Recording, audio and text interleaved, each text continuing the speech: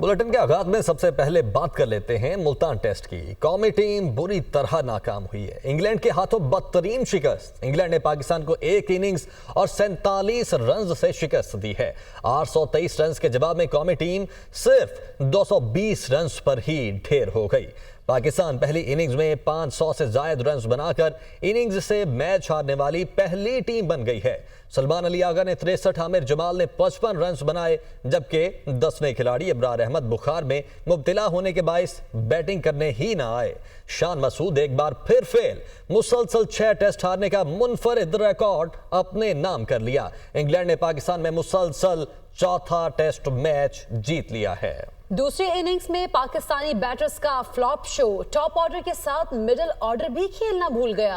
मेहमान टीम को सीरीज में 1-0 की बढ़तरी हासिल। सऊद शकील 29, साइम अयूब 25 रन बनाकर आउट हुए, जबकि कप्तान शान मसूद 11 और रिजवान 10 रन बनाकर चलते बने। बाबर आजम की भी कारकर्दगी सिर्फ 5 रन तक ही महदूद रही। अब्दुल्ला शफीक 0 पर विकेट गंवा बैठे। शाहीन आफरीदी 8, जबकि नसीम शाह 6 रन बनाकर आउट हुए।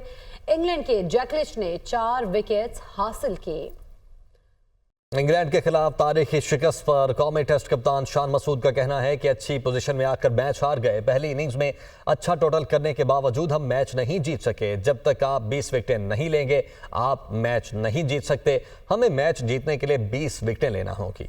मुल्तान टेस्ट में कौमी टीम बुरी तरह नाकाम। इंग्लैंड के हाथों बदतरीन शिकस्त। इंग्लैंड ने पाकिस्तान को एक इनिंग्स और 47 रन से शिकस्त दे दी। 823 रन के जवाब में कौमी टीम महज 220 रन ही बना पाई। पाकिस्तान पहली इनिंग्स में 500 से ज्यादा रन बनाकर इनिंग्स से मैच हारने वाली पहली टीम बन गई है। इसी पर बात करेंगे। अवैस अब्बासी हमारे साथ मौजूद हैं।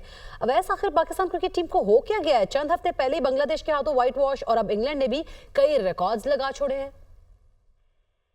जी बिल्कुल, देखिए पाकिस्तान क्रिकेट टीम के आप पिछले 10 टेस्ट मैचेस का अगर पैटर्न फॉलो करेंगे ना, तो पिछले 10 में से जो है 7 टेस्ट मैचेस के अंदर बिल्कुल ऐसी परफॉर्मेंसेस दी गई हैं। पिछले 7 टेस्ट मैचेस के अंदर पाकिस्तान की टीम सेकंड इनिंग के अंदर जो है 120 आउट हो गया, और ये एक कंटिन्यूसली प्रॉब्लम चलती हुई आ रही है कि प्रेशर जब टीम के ऊपर आता है तो पाकिस्तानी टीम प्रेशर को टैकल करने में बुरी तरह से नाकाम रह जाती है। इस मैच में भी बांग्लादेश के खिलाफ सीरीज देखा जाए, बहुत अच्छे स्टार्ट देकर फिर लास्ट इनिंग में आकर ये इतने खौफ में मुब्तला हो जाते हैं कि ये अपना रन रेट जो है वो भी मेंटेन नहीं कर सके, और एक बिल्कुल आसानी से जो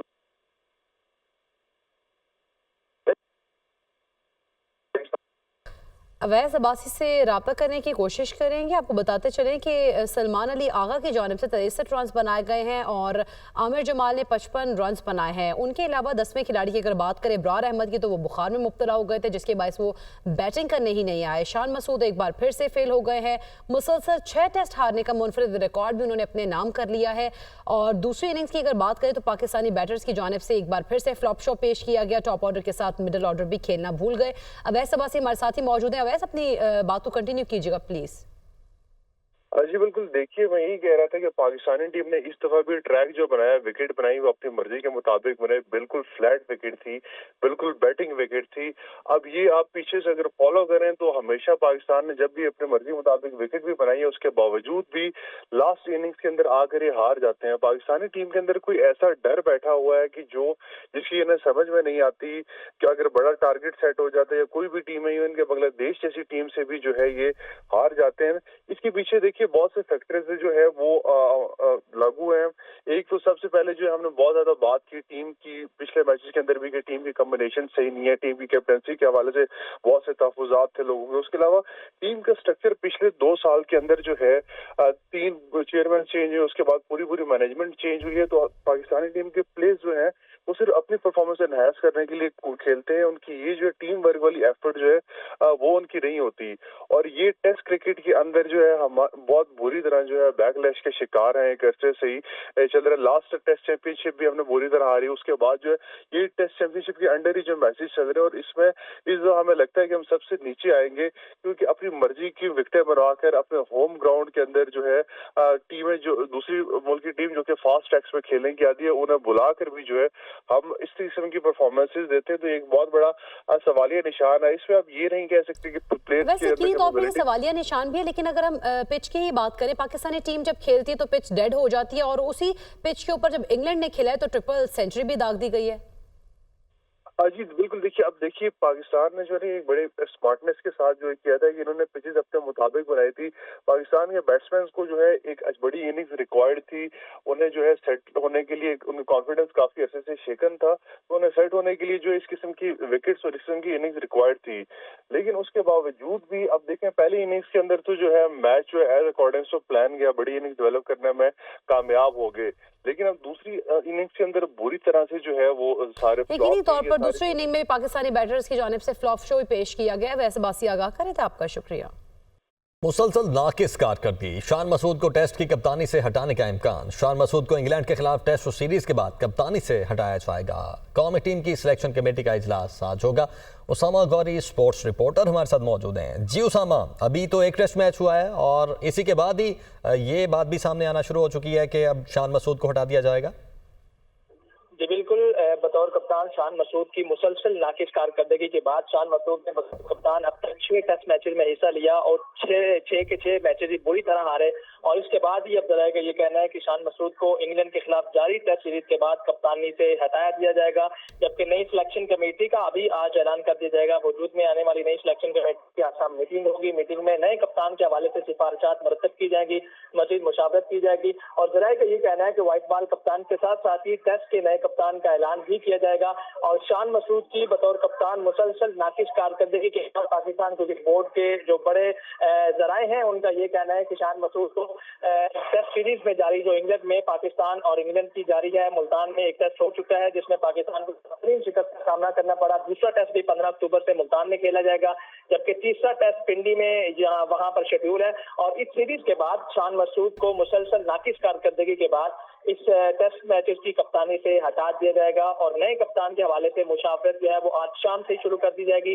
सिलेक्शन कमेटी जो आज नई मौजूद में आएगी उसमें साबिक कप्तान अली और आसिफ जावेद शामिल होंगे, जबकि नई मौजूद में उसामा, बहुत शुक्रिया आपका। आगे बढ़ते हैं। सुप्रीम कोर्ट ने PTI intra party election case की समाअत 21 अक्टूबर तक मुलतवी कर दी है। चीफ जस्टिस की सरबराही में जस्टिस मोहम्मद अली मजहर और जस्टिस मुसर्रत हिलाली पर मुश्तमिल बेंच ने समाअत की। जस्टिस मुसर्रत हिलाली ने केस की समाअत मुलतवी करने की मुखालिफत की। हसीब मलिक हमारे साथ मौजूद है। हसीब, क्या समाअत का हवाल रहा? देखिए, पीटीआई इंट्रा पार्टी इंतखाबात की नज़रसानी की ये दरख्वास्त थी जिसको 21 अक्टूबर तक तो मुलतवी कर दिया गया है, लेकिन साथ ही अदालत ने हामिद खान जो कि पीटीआई के वकील थे उनकी तरफ से जो समाअत मुलतवी करने की दरख्वास्त दायर की थी उसको मुस्तरद भी किया है और साथ में ये भी हुक्मनामे में तहरीर करवाया है कि मज़ीद अल्तवा नहीं दिया जाएगा। इसके साथ साथ जो आज की समाअत हुई है, अदालत ने समाअत का हुक्मनामा जो है वो नज़रसानी के जो वकला हैं जो दरख्वास्त दायर करने वाले थे उनको एडवोकेट ऑन रिकॉर्ड और दरख्वास्त गुजारान को उनकी कॉपियां फराहम करने का हुक्म भी दिया है। और अदालत ने ये भी कहा, रिमार्क्स दिए कि इसके अंदर 7 वकला थे लेकिन 7 में से कोई भी जो है वो वकील आज पेश नहीं हुआ, जबकि प्रैक्टिस एंड प्रोसीजर जो एक्ट है उसका सब सेक्शन 6 है, उसके मुताबिक जो है नज़रसानी की दरख्वास्त के अंदर वकील तब्दील किया जा सकता है। जबकि हामिद खान की तरफ से जो दरख्वास्त दायर की गई है उसके अंदर जो है कोई वाज़े जो है वो अपनी जो मसरूफियत की वजूहात हैं वो नहीं बताई गई। इसके साथ साथ अदालत की तरफ से ये भी रिमार्क्स दिए गए थे कि वीडियो लिंक्स की भी सहूलत मौजूद है लेकिन इस तरह से कोई भी जो है वो हासिल नहीं की गई। तो समाअत में 21 अक्टूबर तक मुलतवी की गई है। अदालत ने समाअत को मुलतवी किया है और अदालत की तरफ से ये भी रिमार्क्स दिए गए हैं कि मज़ीद अल्तवा की जो है नहीं दिया जाएगा। और समाअत के आगाज़ के अंदर जो अकबर एस बाबर हैं उनके वकील जो थे वो अदालत में पेश हुए थे और अदालत में जो है समाअत के आगाज़ पर अदालत ने जो हामिद खान की जानिब से जो दरख्वास्त दायर की गई थी उसको पढ़ने का हुक्म दिया था और जिसके ऊपर जो है अकबर एस बाबर के वकील की जानिब से वो पढ़ा भी गया। बहुत शुक्रिया आपका हसीब मलिक। Welcome back. बलूचिस्तान के इलाके दुक्की में कोयले की कानों पर मुसल्लह अफराद की जानिब से हमला, 21 कारकुन जाँ बहक हो गए, 6 जख्मी।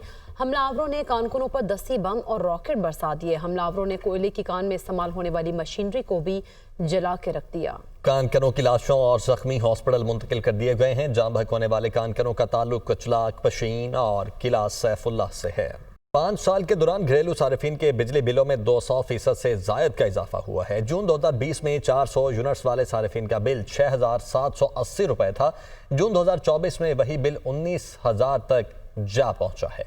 इसी पर बात करेंगे, ज़ीशान यूसुफ़ज़ई हमारे साथ मौजूद हैं। ज़ीशान, क्या आदाद शुमार है?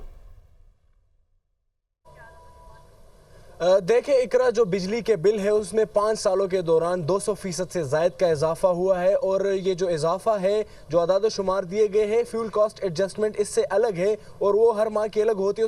उस पर 18% जो GST है वो अलग से आयद होती है। मेरे पास जो वजारत तवानाई के दस्तावेजात मौजूद है उसके मुताबिक जो बिल 400 यूनिट्स वालों का 6,000 रुपये से ज़ायद आता था वो अब 19,000 तक पहुँचा। इस तरह जो 300 यूनिट इस्तेमाल करने वाले घरेलू सारिफिन है उनका बिल जून 2020 में 3,350 रुपये तक आता था, अब वो 12,000 से ज़ायद तक पहुंचा। इस तरह जो 200 यूनिट्स इस्तेमाल करने वाले सारिफिन हैं उनका बिल 1,800 रुपये आता था जो अब 700 रुपये से 7,000 रुपये से ज़ायद तक पहुंचा है। इसके साथ साथ अगर बात की जाए प्रोटेक्टेड सारिफिन तो वो भी जो है उनके बिलों में भी इजाफा हुआ है। 100 यूनिट्स इस्तेमाल करने वाले जो प्रोटेक्टेड सारिफिन थे उनका बिल 780 रुपये तक आता था, वो अब 13,000 रुपये से ज़ायद तक जो है आगाह कर रहे थे। कराची के हल्का ने 231 के 4 पोलिंग स्टेशन में वोटों की दोबारा गिनती। इलेक्शन कमीशन के दफ्तर में हंगामा आई, भगदड़ मच गई। नकाबपोश अफराद वोटों का बैग लेकर फरार हो गए। पीपल्स पार्टी और PTI कारकुन इलेक्शन कमीशन के दफ्तर के बाहर जमा हो गए। मोहम्मद अशद हमारे साथ मौजूद हैं। अशद, अब क्या सूरत हाल है? जी बिल्कुल, देखें आज एक बार फिर कराची में नामालूम अफराद जो थे वो एक्टिव हुए। माजरा ये था कि इलेक्शन ट्रिब्यूनल के हुक्म के ऊपर कराची का हल्का है NA 231 मलीर, यहाँ के 4 पोलिंग स्टेशंस के ऊपर रिकाउंटिंग होनी थी और यहाँ पे जब ये रिकाउंटिंग का सिलसिला शुरू हुआ तो यहाँ पे बड़ी तादाद में पाकिस्तान तहरीक इंसाफ और पाकिस्तान पीपल्स पार्टी के कारकुनान भी उस वक्त यहाँ पर मौजूद थे। पुलिस की जानिब से ये दावा जो था वो किया जा रहा था कि उन्होंने सिक्योरिटी के सख्त इकदाम किए, लेकिन वो इकदाम क्या थे वो यहाँ पर मौजूद तमाम तर लोगों ने विटनेस किए कि जब यहाँ पे नामालूम अफराद जो थे इलेक्शन कमीशन की जो कि इंतहाई सिक्योर बिल्डिंग होती है वहाँ दाखिल हुए हैं, वहाँ पर तोड़ फोड़ हुई है। और जो बताया ये जा रहा है ख़ास तौर पे जो PTI के अरकान हैं जो यहाँ पे उम्मीदवार थे उनके PTI के हिमायत याफ्ता आज़ाद उम्मीदवारों का कहना है कि पाकिस्तान पीपल्स पार्टी के कारकुनान की जानिब से उन वोटों को जो था ज़ाया कर दिया गया। बहुत शुक्रिया अरशद आपका। पाकिस्तान को नए प्रोग्राम के तहत मैक्रो इकनॉमिक इस्तेहकाम और काबिल अमल मौशी पॉलिसीज के लिए काम करना होगा। IMF extended fund facility programme के तहत IMF की पाकिस्तान के साथ मुआहदे की रिपोर्ट जारी। मुआशी इस्लाहात पर अमल दरामद और निजी शोबे के लिए साजगार माहौल देना होगा। इसी पर बात करेंगे। मुदस्सिर अली राना हमारे साथ मौजूद हैं। मुदस्सिर अली राना, रिपोर्ट से मुतालिक आगाह कीजिएगा।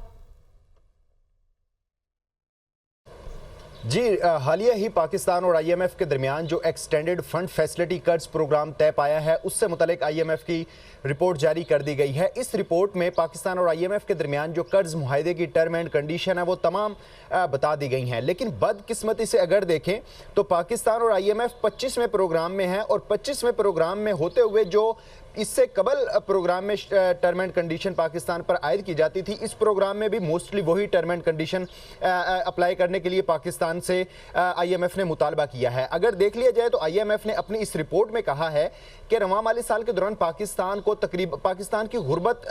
में गुर्बत की शरह तकरीबन 40% से तजावुज़ कर जाएगी और मुल्की मार्केट में इस वक्त जो नौजवान आ रहे हैं उनके लिए नौकरियां ज़्यादा पैदावारी सलाहियतों के बाइस मौजूद भी नहीं हैं।